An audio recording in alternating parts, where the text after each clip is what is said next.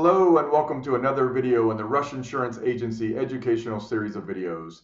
Today we're going to talk about medical payments coverage, and I'll share why this coverage used to irritate me so much when I was an adjuster. This coverage is intended to be for medical expenses incurred by the driver and passengers inside your vehicle.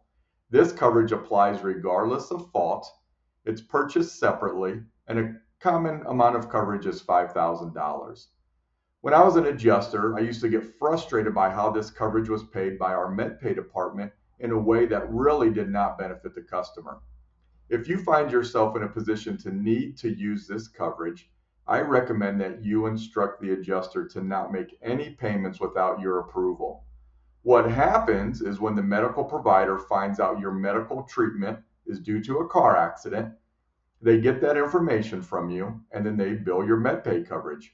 The reason they want to bill your MedPay coverage is that your MedPay often pays at face value of the bill, whereas your health insurance coverage is going to pay a much smaller amount. That first ER bill is going to wipe out your $5,000 of coverage, and then this coverage ends up being of no benefit. You really want your providers to bill your health insurance first and then save MedPay for your out-of-pocket expenses and deductible after your health insurance has paid. This requires that you take charge of this coverage, and then you'll end up getting the benefit that you pay for.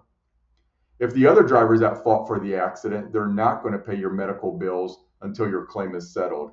So you really want to make sure that the MedPay coverage is reserved for out-of-pocket expenses. If you're ever injured in a car accident, we'll talk more holistically about this and the best path forward overall. Thanks for listening today. Hopefully this video was of some help, and you have a great afternoon.